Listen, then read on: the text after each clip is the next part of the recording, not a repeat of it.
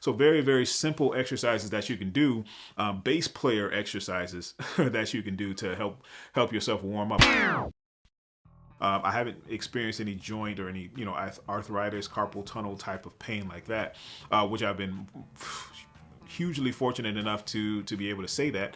But at the same time, I do develop some stiffness or, some pain or I would just say like wear and tear when I'm playing for long periods of time.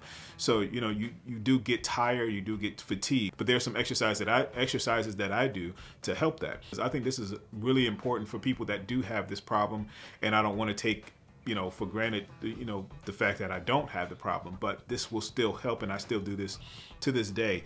So you really have to be careful, as far as your stretching, as far as your warming up, the warm-ups that we talk about here on the channel, or even just warming up period in general. If you guys have seen any type of warm-up lessons, those are not for no reason at all. Those are literally for you to warm up so you don't develop that, that pain. So one of the exercises that I like to do is literally stretching my hand or my arm straight out, right? You guys ready? Straight out like this. Grab all of your fingers, pull them back, right? Pull them back. You'll start to feel that pull right in your forearm, because that's connected too. I think it's called your extensions, like your forearm extensions or your finger extensions or something like that. I'm not sure. Like I said, I'm not a doctor, but I know this stuff is connected, because you'll feel it as soon as you pull these fingers back. You'll feel something under here start to pull, right? Then you want to do each finger, right? Try to keep your hand as straight as possible, as straight up. You see that? Straight up as possible. Bend that finger back, hold it for a couple seconds. Bend that finger back, hold it for a couple seconds. Same thing.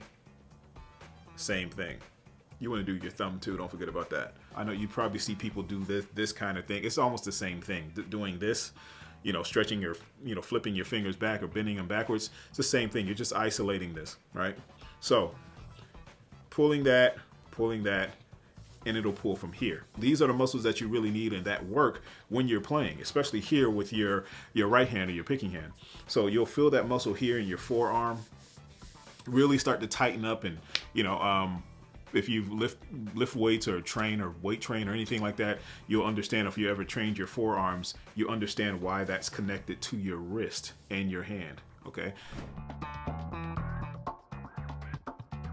So the other part of the exercise is doing the opposite. Well, kind of the opposite. So straight out, arm straight out, hand straight out, kind of bent as much as possible.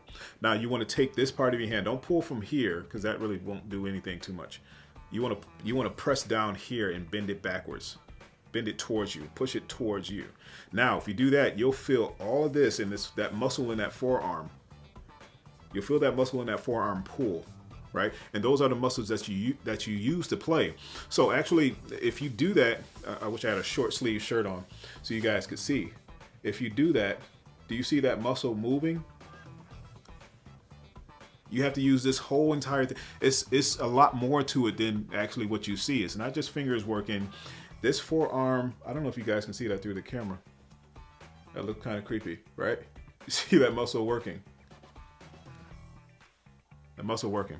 So all of that ties into each other. So to be able to have a nice strong forearm, to be able to press the strings down, to be able to have these flexor extensions in your hand to be as flexible as possible, you need to do that exercise. So you can do this exercise several different ways. You can go against the wall. You can press your hand against the wall, and then you can just kind of pull, lean forward, and then your fingers will go backwards. Now this one you have to be careful with bending your wrist down, because that will definitely pull, and you start feeling that.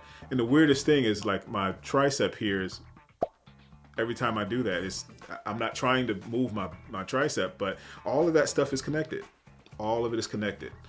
So just making sure, that's nice and stretched out, and you're nice and warmed up, and that's the same thing for the other hand. You want to do the same thing. So very simple exercises that you can do, bass player exercises that you can do to help yourself warm up. Hopefully you guys did that with me, and you see the effects of that, and you'll see that's the muscles that you need to use if you're only using your first 2 fingers, you know, it's not as crazy on the right hand. But the left hand, absolutely, that's where it really cramps up when you're starting to play and, you know, get stiff. So this left hand is really the one, or if you're left-handed playing bass, but you guys get the idea, right?